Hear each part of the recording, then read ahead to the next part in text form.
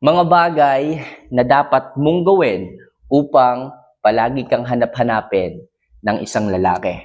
Yes, mga kamamay, kung at this moment of time, ikaw na lang palagi ang naghahanap sa kanya, ikaw na lang palagi ang naging needy sa kanya, at iniisip mo kung paano mababaliktad yung mga ganong bagay.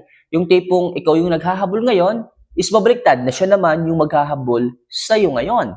So, possible po yan mga kamamay. So, gawin mo lang itong mga bagay na i-share ko sa iyo. Gawin mo lang itong mga bagay na sasabihin ko sa iyo at sigurado ako, yung lalaki na gusto mong maghabol sa iyo ay mangyayari. So, mga kamamay, isa lang hinihiling ko, don't forget to click the subscribe button, i-like yung video, mag-comment dito. Wala naman pong mga bayad dyan.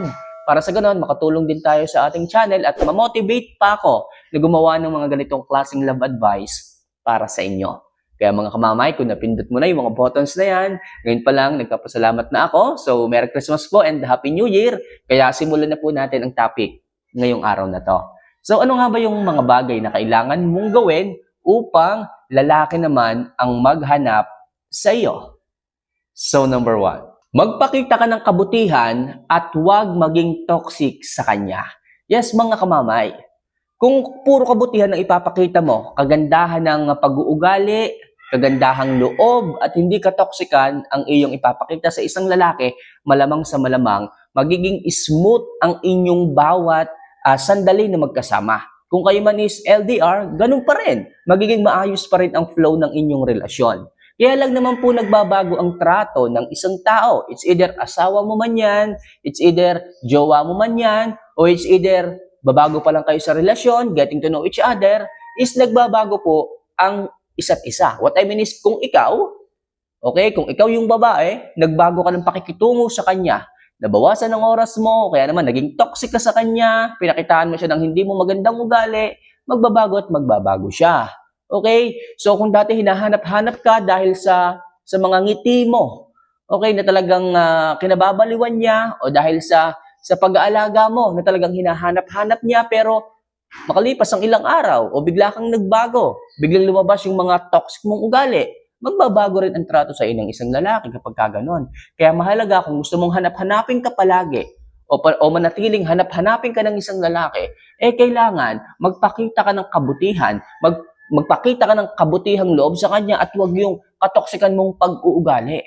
Okay, yung iba nga dyan, sa umpisa ng relasyon, okay. Tapos pag naging asawa na, tumagal na sila, nagiging toxic na, kaya nasisira yung relasyon, kaya nagbabago, kaya inihiwalayan, kaya iniiwan. Kasi nasa mga ugali nyo din minsan ang problema kung bakit hindi kayo hinahanap ng isang lalaki. Diba? Kung dati panay ang tawag ng isang lalaki sa'yo, video call pa, pero ngayon, bakit biglang nagbago? Halos isang araw na yung lumipas, hindi ka pa i-message. Dahil puro katoksikan ang ipinakikita at ipinaparamdam mo sa kanya. Kaya mga girls, ako nagsasabi sa inyo, ngayon pa lang, kung ano yung ugali mo na totoo, okay? Ipakita mo agad sa isang lalaki. Para kung kaya kanyang tanggapin, kayo magsasama. Hindi yung magpapanggap ka sa unang mabait at the middle of your relationship, doon lalabas ang sungay mo. Kaya nagkakaproblema Kaya kayo umiiyak kaya kayo nagsisisi kasi pinakitaan nyo ng maayos nung una, nagpanggap kayo, naging plastic kayo.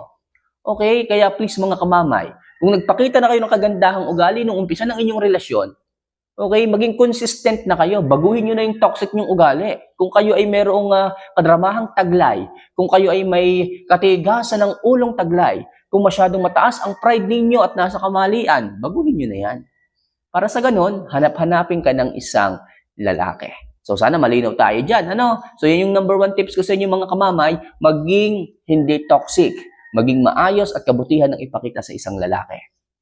So number 2, laging bigyan ng oras ang sarili para mag-ayos at magpaganda. Yes mga kamamay, bilang isang babae, obligasyon nyo na gawin yan para sa inyong sarili. Okay? So yung iba kasi, kesyo naging asawa na yung lalaki. Kesyo sinagot niya na yung lalaki. Kesyo matagal na daw sila sa relasyon. Hindi na niya inaayos ang kanyang sarili. Hindi na siya nag-i-improve. Hindi siya nagpapaganda at nag-aayos. Kaya yung mga lalaki ay nananabang na rin. Okay, yung panliligo, andalang pang manligo. Yung pagtutbrush, halos 2 araw na bago maulitan. So, sinong lalaki ang mawiwili sa inyo? Sinong lalaki ang maghahanap sa inyo kung ganyan? Kaya ka pala ayaw kausapin ng lalaki, hindi ka nagtututbrush. Okay, yung malunggay na pang-ulam ninyo, nandun pa rin sa braces mo. Okay, naka-brace ka na pero hindi ka pa nagtututbrush ng madalas. Mga girls, please. Okay, matuto kayong mag-ayos, alagaan ng sarili, magpaganda, mag-workout, magpa-sexy kung kinakailangan. Para din naman yung sa inyo eh. May asawa kayo, may jowa kayo. At kahit wala kayong jowa, yung sarili nyo, isipin ninyo. Alagaan nyo. Para sa inyo rin naman yan eh. Hindi yan para sa ibang tao. Wala nang ibang gagawa niyan para sa inyo mga kamamay. Kaya kung gusto mong hanapin ka ng isang lalaki, panatilihin mo. Maging consistent ka sa pag-aayos at pagpapaganda. Okay? Hindi lang partner mo ang matutuwa sa iyo. Kahit yung ibang mga taong nakakakita. Sasabihin ng ibang tao, o tingnan mo yung si Cordapia, kahit may asawa na, ay talagang alagang-alaga pa ng kanyang asawa. Eh di ba, ang sarap sa pakiramdam. Sasabihin ng ibang tao, hindi yan pinapabayaan ng kanyang asawa. Okay? Hindi siya pinapabayaan, hindi na-stress. Kaya nakikita sa mukha mo yung ganda. Okay, laging sa asawa mo magpi-feedback ang lahat eh.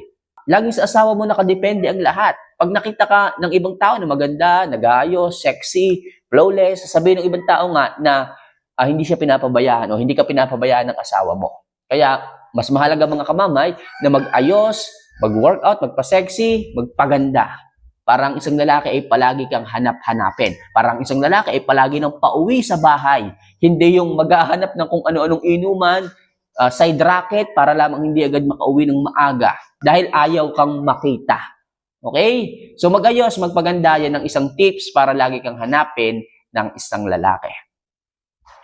So next, dapat willing kang mapaligaya siya sa kama. Yes mga kamamay, isa rin po itong paraan. Napakagandang technique upang ang isang lalaki ay palagi kang hanap-hanapin. Gawin mo lahat ng makakaya mo pagdating sa kama.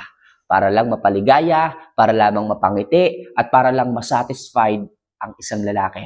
Tandaan nyo, nagiging issue din po ito sa isang relasyon kung bakit ang daming naghihiwalay. Ang daming nagkakalabuan dahil hindi na po sila masaya sa kanilang buhay, loving-loving. Okay? Kaya mga kamamay, gawin mo na ang lahat. Magpatambling-tambling ka na. Tanungin mo siya kung anong gusto niya. Kamamay, may problema tayo eh. Hindi ako marunong yan eh. Hindi talaga ako expert dyan. Mga kamamay, walang problema kung ganyan. Kaya nga po dapat kayo ay merong malinaw na communication. Sabihin mo sa kanya, babe, hindi ako marunong nito eh. Ano ba dapat gawin dito sa ice candy na to? Okay? So sabihin mo sa kanya para malinaw ang mga bagay-bagay. Maiintindihan naman yan ng isang lalaki eh. Maiintindihan yan, sabihin mo lang. Lahat ng bagay, sabihin nyo lang, marunong yang umintindi. Pwede kanyang turuan. Hindi yung sasabihin mo sa kanya na, babe, hindi ko to kaya, ayoko na nito, ayoko na, iw. Ay, wag kang ganon. Wag kang masyadong mandire. Okay? So, ang isang lalaki ay mas makakapag-focus sa iyo kung aminado ka na hindi ka marunong, sabihin mo sa kanya ang lahat. Okay, basta ang gusto lang ng isang lalaki is nandoon yung willingness mo para matuto. Nandoon yung kagustuhan mo para explore yung mga bagay-bagay at matuto ka dito. Okay? So, dapat willing ka na mapasaya, mapaligaya ang isang lalaki pagdating sa kama upang palagi kang hanap-hanapin. Sigurado yan mga kamamay. Pag ang isang lalaki, natukoy ninyo yung talagang dapat puntiryahin, malamang sa malamang, oras-oras hanap-hanapin ka niya. Baka nga, tulog na yung lalaki, nakangiti pa. Kaya mga kamamay, sinasabi ko sa inyo, mahalaga ang loving-loving at willingness nyo para matuto. So next, ipakita mo na pwede kang mawala. Yes, mga kamamay. Sa isang relasyon, hindi po pwedeng marupok. Hindi po pwedeng nagtitiis ka na lang palagi. Hindi po pwedeng lagi mo siyang hinahanap. Hindi po pwedeng takot kang mawala siya. Kailangan nandoon mga kamamay yung pakiramdam ng isang lalaki na anytime po pwede kang mawala kapag hindi kanya inalagaan ng maayos. Kasi doon sa point na yon, doon tataas ang value mo. Doon kanya hahanapin. Kasi po, kapag ipinakikita niyo po sa isang lalaki na martir na kayo, na kahit anong sakit ang gawin sa iyo ng isang lalaki is mananatili ka sa kanya, mawawala na po siya ng thrill, mawawala na siya ng challenge sa iyo, at mababaliwala ka na sa inyong relasyon. Kasi pinararamdam mo na sobra mo siyang mahal. Pero kung pinaparamdam mo sa kanya na willing kang mawala, lumayo kapag hindi inalagaan, diyan kanya hahanapin. Yung tipong kapag sinabi mo na to, Okay, sinabi mo sa kanya na, babe, pwede akong mawala kapag pinagpatuloy mo pa rin yung ginagawa mong kamalian. May nakapagsabi sa akin na nambababae ka raw. Pag hindi mo tinigil yan, maaari akong mawala. Pag ginawa niya yon, subukan mong maglaylaw, subukan mong mag-no contact rule. Doon ka hahanapin ng isang lalaki.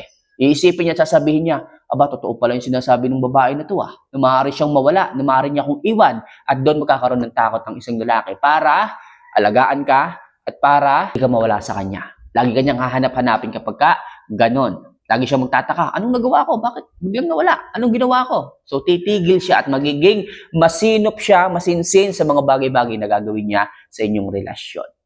And last, bitinin mo palagi siya sa bawat usapan ninyo. Yes, effective to mga kamamay. Yung tipong bigla ka na lang magpapaalam in the middle of your conversation, kapag gumingiti na siya, kapag tumatawa na siya, kapag ka talagang sidak na siya.